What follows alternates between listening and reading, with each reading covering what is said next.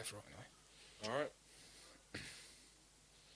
Welcome to Curious to Know. Today I'm joined by Daniel Chadrawy. Daniel, it's been 2 years, I'd say, since we last met. Just give an introduction to everyone who you are, what you've been doing, especially these past 2 years since I haven't seen you. So let everyone know. Thanks, Josh. Like I said, I'm Daniel. I work for a company, Liberty. We help people structure investment properties from all around Australia. Why I do what I do, it's mainly because I love property and I love the way it can kind of help someone go from nothing to something. And it might sound weird, yeah, but at the end of the day, I'm a Western Sydney boy. I grew up in Southwest Sydney. Parents lost their home when I was younger. I never thought that they could get back into the market. And even growing up, renting from house to house, always moving around, it was like always a chip on my shoulder. Like, why? Like, it's not that hard. Shouldn't they just buy a house? Yep. There's much more to it, man. So I do it because I want to show people that there are ways to get into the property market. It's not the hardest thing in the world. Yes, it may sound impossible. Prices in our area, $1.5 to $2 million. I get that. You just got to think outside the box a little bit. It's a different investment era. Gone are the days where our parents and grandparents tell us, go buy anything, it's going to triple in value. Man, it's not. It's a different environment and it's hard. Like, to get a loan these days is going to take us at least 2 or 3 weeks getting all your documents together. Rates are at 7% in some cases. So it's a different environment. The last 2 years has been a lot of researching, but again, it's been a lot of activations. What I mean by that is I've seen businesses go from turning over $200K a year to $10 million a year, all through property. Property gave them that security and that safety net to keep on kind of churning. And when you were speaking about it off camera, businesses thrive when they have security and they have something behind them, backing them. Imagine you wanted to go tomorrow, start your own business. If you had properties behind you, you can do that, like you were saying. There are so many ways around that. But again, it's an unusual time right now. 100%, because, of course, we're on the budget maybe 2 weeks ago. Yeah. It was quite a shock to especially someone like me. I'm 24 years old. You're 40? No. 30? Just turned 30. Let's just say 30. For someone like myself that has an aspiration, or many people, especially in Southwest Sydney, you know, you have to be saving like what now? 100,000 for a deposit. Let's say you're making 100 grand. You're 24, 25. You can be borrowing up to 550,000. Around that, yeah. Close to that. When you're looking towards the areas, as you were saying, it's like 1.5, 1.6, 1.4. Where can you be giving like people hope? Someone my age that has like the aspiration, that wants to grow a property portfolio, or maybe should they be jumping into ETFs? Should they be jumping into shares? Where should they be, you know, as they say, looking, what asset class should they be looking into to grow their wealth, grow their aspirations, you know, do something for their family? Easy. Man, about 5 years ago. Okay. Don't worry, Hannah, you would edit it. Yep. He can answer you on it, okay? Okay, all right. So, you do it again or no? Question again? I think I'm not going to remember that whole thing. Is it all good now? Alright, I can answer it. Yeah. Alright, easy. Man, to answer your question, I know, like, to buy a house in our areas on $1.5 million, you need a 5% deposit. Yep. Man, it's not easy. It's 75 grand almost, 80 grand. What I would be telling people to do, I'll give you a case study. 5 years ago, I bought in the Gold Coast. Man, my parents, my uncles, my aunties, like, they smashed me for it. Yeah. That property I bought for 480 or 500K. It's now worth 1.2, 1.3 mil. I want everyone to buy in our areas. Like, it's mad to buy a house like we can see right next door to our parents, grandparents, cousins, friends. But if it's going to take all your energy out of you just to say that you own a home, man, you're going to be chasing that tail for the rest of your life. I saw it happen with my close friends and my own parents.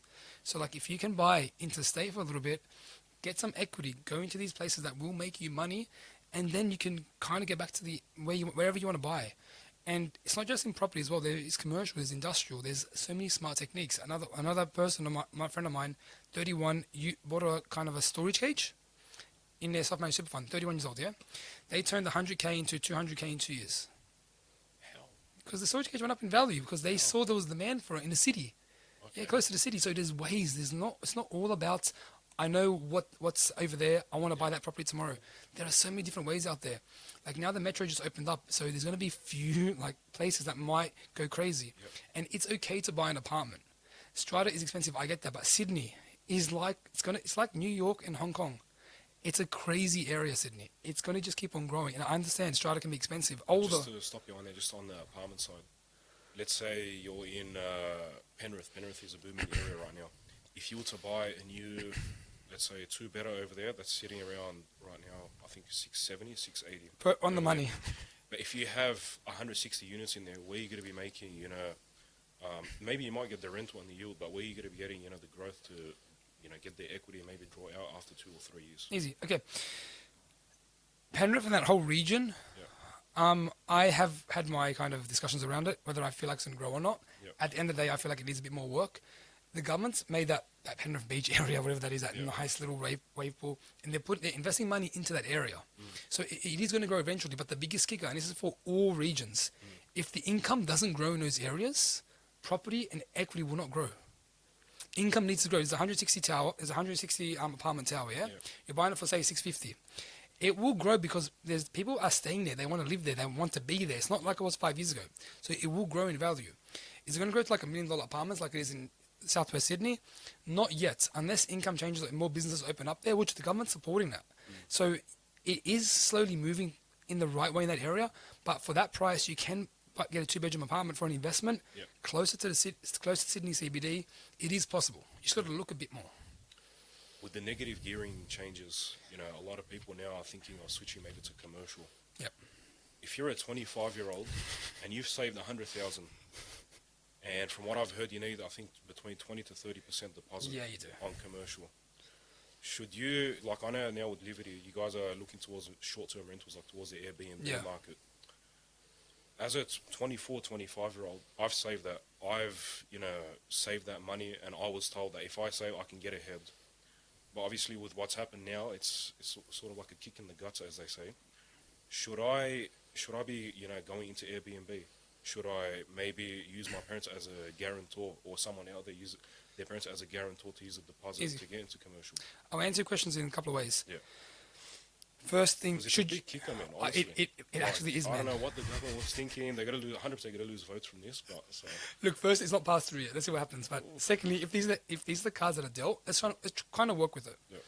When I was 24, 25, your age, Yeah. I bought a commercial warehouse in this area. Okay. I thought it was the best thing in the world. Don't get me wrong. It was good rental. It was only $380. It was cheap. Nice little warehouse. A plumber was renting it out for a long time. Yeah. That plumber couldn't pay rent anymore. Big vacancy then. Man, I had no tenants for 3 to 4 months. And as a 24, 25-year-old, you think paying $3,000 or $2,500 a month is easy on top of your other investments and life in general. So yeah, commercial is good, but you need to see the parameters around it. So if you want to buy something that's $600K that's commercial, guess what? You need at least a 20% deposit. It's $120,000. Yeah. Plus, it's commercial. You need to make sure that you're getting the right tenant into it. Yeah. And there's loan restrictions as well. You got to be smart before you get into commercial. I believe commercial is your third investment, second or third. Okay. Make your first investment be residential because it's so much easier to leverage your money. In Australia, the only way to get ahead is have enough equity or something to leverage to liquidate yourself quickly. So if you need to pull out 200K, go crazy. Residential allows you to do that. Not many asset classes can do that. You buy shares tomorrow, you put 200K of your own money into it. That's 200K. It might grow in value, and hopefully everyone makes good coin from that. But if you want to leverage it and the stock market's not in the best state, it's hard to take that cash back out. Resi property, you can go straight away. If there's equity, and you can get 10 different bank valuations. Get your money out. Go do what you want with that money. Start your business. Put it into anything you want. Buy another property. So we forget that it's the easiest asset class to make money off. So no matter if it's apartment, townhouse, or house, land is always king. No matter what anyone says, our parents and grandparents are right. Land is always going to make you money. But the cards that were dealt for negative gearing now, if I want to buy a 1.5 mil old property in this area, I'm getting no investment benefits for it. It's hard, man. I have to renovate it. I have to do a lot of things to it. It's going to break my bank. Yep. You The land can. tax on there as well, the stamp duty. It's crazy. Maybe let's just think a bit. Let's take it back a step. If you have to buy a brand new property for 850K, let's just say in Brisbane, for example, you can get negative gearing. It still applies to you, so you can actually take those benefits. Depreciation, which means every single financial year tax time comes, you get like a 15, 20K cash injection to your bank But account. you can still get a negative gearing if you buy in Brisbane. Brand new property. Oh, brand new. Brand new property. As example, 850. Getting something 850 brand new in Sydney is impossible, man. You can go to Austria and where the new airport is. Edmondson, no, not even Edmondson Park It's anymore. you're hitting the 1.1 mil mark, like minimum. But if you can get an apartment that's brand new if you want those benefits. But think about this here. One of my good mates, they were traveling the world. This was 2 years ago. They bought 2 new properties from me. They were running out of cash. Then came tax time. They got a 35k injection for depreciation and other things into their bank account, and they could keep on traveling. These little things that we forget about, and life does not stop. We still want the cars. We still want to go on holidays. We still got grocery bills. We still help our parents here and there. We help our friends. Life doesn't stop. I don't want people to stop having that coffee. I don't want people to stop eating out, because then you're going to get into a depression state and you can't do anything. So, without saying no, the government's going to kill me. Let's see what we can do to work around them, so you can still make your money grow for you. Yep. So you're saying like working around it. Now you guys are working in the short-term rental space. Yep. So just tell people just how that works and why that could be another market that could boom, in the near future. Fuel prices were a big thing, you would say, yeah? Recently, okay. So I saw something happen. People can't afford, with the rates and inflation, everything as they are, to go internationally or fly for holidays. So what they're doing, they're staying kind of locally, yeah? So, for example, we'll use the Gold Coast, easy example. You can get an apartment there for, say, 900k or $1 million, say. That apartment can give you short-term rental of about maybe, let's say, an 8% yield. Let's just say you're getting like $1.5 grand a week from that. Yep. If I was to do it on a normal lease, I might get $1,100 for it, or $1 grand. But you can still use it for holiday purposes, for yourself and for your family. So not only are you getting more money, you can holiday yourself in it. And we're seeing more and more people do that. I'm seeing local holidays start to go crazy in value. Kiama is another example of it. Yep. That's down south. People want to stay locally and take their families to places. Like, you're seeing another generation come through. Like, I'm 30, I've got 2 kids. Yep. I wish I could go on a plane, go to Japan, go everywhere, but I can't, man. It's hard. I get scared of medical, food, all that kind of stuff. But I can go 3-hour drive that in Sydney somewhere, go to a nice house, apartment, near the water or whatever season it is, the snow even, and have that as a little mini holiday, a little mini retreat. And I'm not the only one. I'm seeing more and more people do that. So it's a trend right now. Yep. Capitalize on that market. Go get something that's Airbnb focused, that is in high demand in a good location. You'll make some money from it. You still own the property. I'm not saying just get the lease. Get the property itself, own the property, and then lease it out for Airbnb purposes. So like, let's say right now is the best time to get into that market, as you're saying. Yep. God forbid another COVID happens. It's going to be just. It might be. It might be. You never know. Another COVID happens. Yeah. How would someone, like, they're in that situation, how can they be like, okay, I might have some equity in that property, because over the term, whether short or long term, I have some equity in there, but I'm not receiving the rental because everyone's staying at home right now. So how would you get someone into that market if they're also worried at the same time, COVID might be, the world might end. You know what I mean? It always happens. Look, fear creates opportunity. So that's one thing. When there's always fear and the world's going to end, doom and gloom, that means that there's always going to be opportunity. COVID happened, everyone kind of shit themselves, yeah? What happened? Prices grew like crazy. Yeah. And if that happens again, and you're stuck at home, what are people going to do? You have to stay somewhere for like 2-3 weeks. I would suggest, if I was me, I would not stay at home for a month. I'm going to go somewhere that I want to be in, like a nice area near the beach, near the snow, near somewhere where my kids can run. Yep. I'm going to rent that house for 4 weeks. You're saying that's for someone that has the capital to do it. Correct. Okay. If you don't have the capital to do that and you have to stay at home, because guess if you're forced to stay at home and you can't do anything and your investment's not working for you, switch it back to a normal, like a long-term lease or a 3-month lease. Yeah.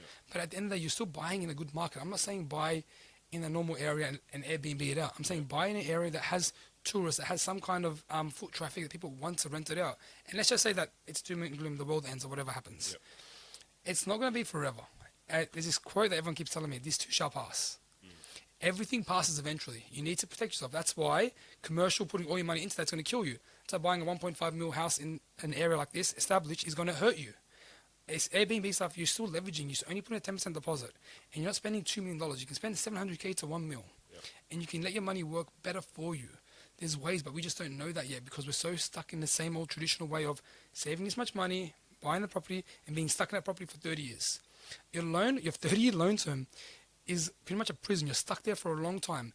You need to have your money work for you because if you live in your property, it doesn't work for your money. You're paying it by itself. From the people that you've been working with in that Short-term space? in the short-term space, what's like the max that you've seen the equity that they managed to leverage from there? Yeah. And maybe put it onto another property. Let's say I've heard people now that they're buying Wagga Wagga. I'm here. I'm like, why do you want to go? It's a regional area. Pros and cons to it. I'll give you... Even in Melbourne, Frankston, some people are buying over there like 750,000. I'm like, it's a regional area. Like, why are you going towards the regions and not towards the city? You know what I mean? I'll give you a real life case study. Kiama, someone bought for 780, Yep. 3 years ago now actually. That property is now worth 1.4 mil, and it's short-term rental approved. It's Wow. 800 meters away from the beach. Okay. They've made almost double their money back. Plus the rental's amazing, and they got a place that they can holiday if they want to. Yep. Now that obviously opportunity is gone now because the prices are that high. If you want me to give you a little sneak peek, an area that I'm looking at personally, Yep. this might go well. Safety Beach in Victoria. It's an area no one talks about, and I'm learning about it a bit more as well. It's near Geelong. It's on the water. It's coastal. It's got a fantastic beach. Yep. It's very secluded, and there's going to be no land left there in the next, I would say, 2 to 3 years. Is there like a government incentives like they're putting over there? Is there more like a population going over there? Like, Well, Geelong's gone crazy. Geelong has so much economy and income in that area. And I told you before, earlier in the video, the podcast, sorry, that equity and property values grow when there's income around that region. Geelong has the ports. Geelong has now direct access to the city. Geelong, it is a sleepy suburb, but if you want to be in a sleepy suburb, like Kiama's a sleepy suburb, Yep. be close to the water. Well, Safety Beach is right on the water. Prices are still at that 800k to 900k price point mark. You get something for less than $1 million. And you put Airbnb with that as well, you're going to make some good coin. Plus, you can travel to Melbourne, go near the beach and enjoy it. what would be the income for something like that? You know, to make sure you get approved from the banks, and you know you reach settlement on that. What would be like the income for someone thinking about getting into? Well, that? it's good because rental yields at about 5.5%, 6%. That means if you're buying that property for $1 million, you're at least getting $1,100 a week normal rental, as it is. Plus, you can add that to your income. So if you're on 100k income by yourself, you could probably own occupied about 550. Investment might take you to 850. With certain banks, you can probably push to $1 million, depending on how you structure it. Off 100k income. Of 100k income, yeah. There's certain banks that will allow you to do that. Yep. There is deposit restrictions and stuff Yeah, around of that. course. Obviously, get your advice from a professional, course. but there's ways around it. If you're a couple, an investment together, both on 100k, definitely afford something like that. There's ways around that. Yep. But you're either going to be forced as an owner occupier to buy an apartment for 600k or a house near the water for $1 million. In this day and age, what would you rather buy? Whatever makes sense, to be honest. Whatever makes sense, especially with everything that's happening. You know, you said before that you've built businesses that, you know, are scaling over 50 million.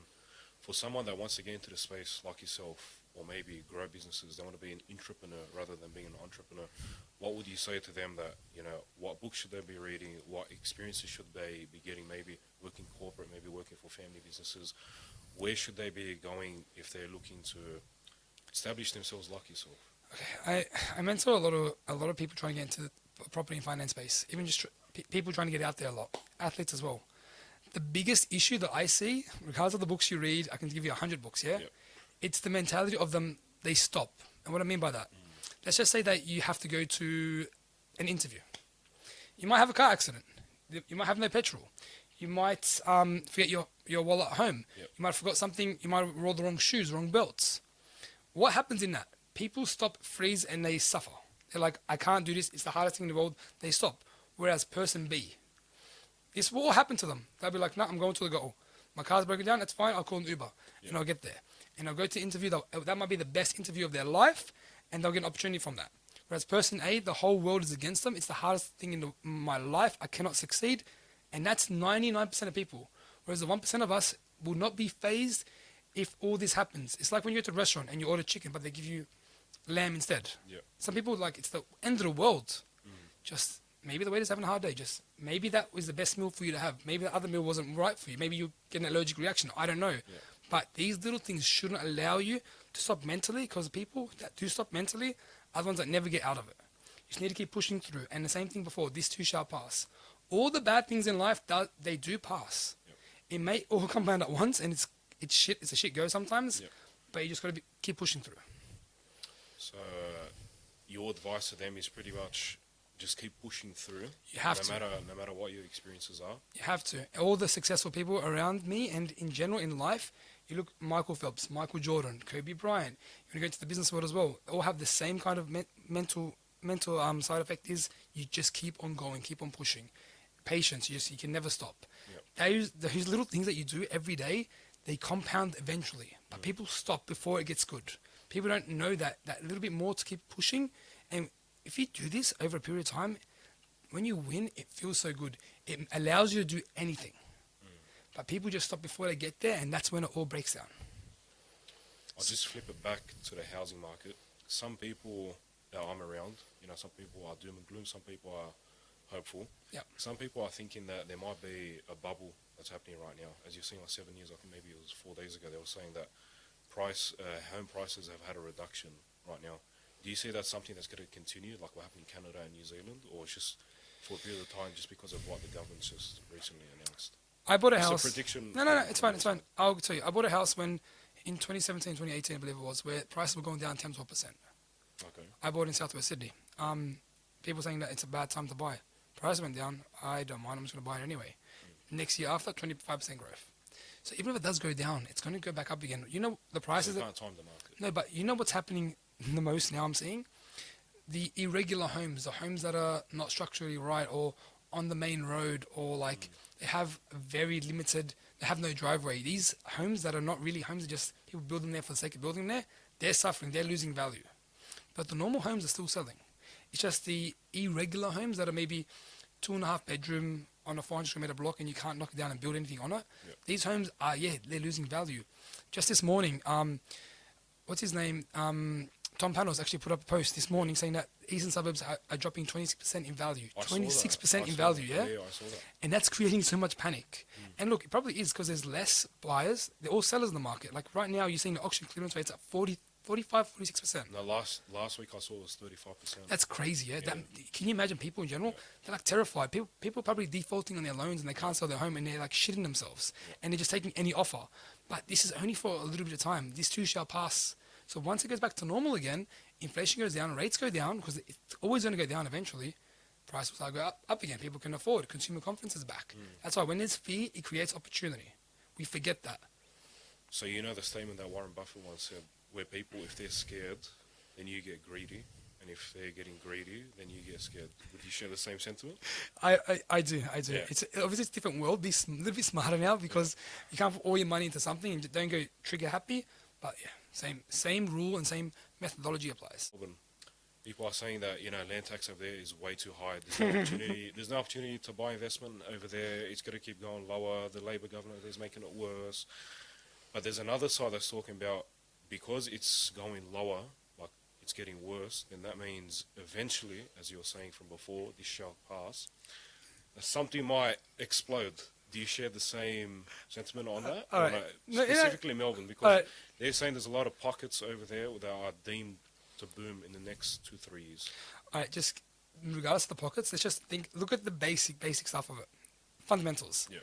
It goes Sydney, income, the highest median income, salaries. Sydney, Melbourne, Brisbane. Yeah. But in terms of rankings, Melbourne is like second or third last in terms of median value in house prices, yeah? So what that means to me, like someone who looks at the market and studies it every day, Melbourne is going to grow. It's going to have that rubber band effect because the incomes there are so good. Me and you right now can go to Melbourne, work on our same income and buy the best property in the best location, close to the CBD, because the prices haven't reached what the income is. Is this in terms of apartments? Because I know there's a big Airbnb model. Anything, houses or apartments. Yeah. Like right now, I would stay away from apartments from Melbourne for now. Yeah. There's about 1,000 empty apartments vacant, so let's just stay away from that. But you can get a house in a great area for under $1 million in Melbourne. Okay. You can't, in that same distance to the CBD in Sydney, you're paying 1.6, 1.7 mil. So what people are doing, they're leaving Sydney, going to Melbourne because the income still makes sense for the property prices. But what it means is I don't see Sydney or Brisbane dipping 40, 50% in value. No way it will happen, ever happen. Yeah. But once the income in Melbourne, people start realizing that it's going to slowly start to make sense that Melbourne's going to grow in value, which it is. They're building hospitals, they're building everything. Yes, it'll take a bit longer, but when you look at what Brisbane happened, it took Brisbane like a good 10 or 12 years till it started hitting its... So it's not a volatile market. It's to like not, Perth, it's not. But there is, like, for example, one-bedroom apartments 20 minutes away from the CBD that are 520. People don't want that. I know, doesn't make sense. They want to be in the CBD for people in Melbourne. Yeah. But you can get a house for like 800, 850k, even cheaper, 700k, in an area they're building a hospital, they're building all the facilities. There's going to be Coles, Woolies, groceries, big shopping centres These everywhere. are established homes or like new You can get homes? either. You know, Established. those ones that are sitting on 400 square meters, but they look amazing, but it's sitting on 400 square meters. You can get them, and they're still available in in those regions. But we forget. But for this, for the purposes of negative gearing changes and where the government's going, you can get a brand new property in Melbourne for $750 getting you decent rental, you get all the benefits from it in a region that still makes sense where the income is still good there. It matches the property's value. Will there be 3 areas that you would be looking Yeah, at, maybe for someone that's thinking about, Well, okay, I might number one, Safety Beach region. You need to look into that. Yep. That's fantastic. Number two, Southeast Melbourne, which is Clyde, and that whole region is amazing. Like when I went there, I would live there. Okay. It's super amazing. And then if you want more on the city fringe side, Sunshine West in Melbourne, they're your kind of 3 key areas that Is there I like would a lot invest of in. vacant land over there, like for The central first, developers the or first what? 2, they're getting strapped. People have to go further out. So the opportunity is maybe a 12-month window. Then after that, Yeah. no land left. Sunshine is already no land left. If you want to Google something, everyone listening, Sunshine Precinct. They're changing the whole station. They're making it super amazing. Once this finally completes, everything in that region is going to like double in value. Is there rezoning as well? It's all happened already. So people are going crazy in the area. I know one of my close contacts bought a little shopping center village, and now he's expected to generate income of up to 250k extra a year. He's currently getting like 400k. So he's sitting on a gold mine. But that's what you get when you start looking to markets where everyone else is away from. Yeah. And you know, land tax, another thing. If you buy a 600k property, and your land size, so if your land value is like 250k or 300k, you're only paying like $2,000 a year. Yeah, I think it's like 4% or something. It's like nothing. It's like less. It's less than $2,000 a year. No, I'm saying the normal land tax isn't like something like. Obviously it accumulates after you have a specific value in your property Yeah. portfolio. Yeah. Melbourne is straight away from your first investment, but in some cases like $2,000, $2,500. It's nothing in the grand scheme of things. Yeah. You can get that money back in rental or in tax benefits, but we get so scared because we hear the word tax, which I know it's a shit go, but it's not scary when you look at the numbers properly. It's not that bad. Well, yeah, who wouldn't get scared of tax? You hear it now. There's a what is it? Death tax. There's a trust tax. There's this. But that's the same thing. Fear creates opportunity. 100%. 100%. But it's just how much you're paying threshold. Like, what's your paying threshold? You got to push through. Like I said, you got to push through it, because if you keep pushing through, you'll see the opportunity. Fear is always in the way of everyone making money. You can make money in Australia. We live in a blessed country that you can do anything you want. But if you always have that mental barrier there, it's going to be there for the rest of your life. I know 50-year-olds that still haven't bought property and had 400k savings, and now they're just eating it up. It's just going away slowly. They haven't used their SMSF or anything. Like Nothing. Why haven't you used your super to invest in property? Yeah. You want your government to take your money when you're older? Why haven't you used your equity to do something with it? Buy anything at all, any property. We don't know that. So you got to keep asking these questions to everyone you know. The more you invest in the property market, the more it gives you an opportunity to make money, so when you don't have to like stress out when you're 50, 55. We're all going to keep on working. I don't care if you make money. You're going to keep on working just to keep your mental state good. Of course. But at least have a good background where you don't have to stress about money all the time. We've got to get into that habit. Any last message that you'd like to share? I did a lot of them. Because I know you're always like full of philosophy, especially when I used to work with you. He used to share so much wisdom. So Look, coming from Southwest Sydney, just buy property. yeah, Find out whatever it takes. Get the right advice. Get a good finance broker. Just buy property buy yesterday. Yep. You're never gonna say, "I wish I didn't buy that property." You're gonna say, "I wish I did buy that property." So less thinking, more doing, and I promise it'll pay off in the long run. All right. Thank you so much. Easy, man. There we go.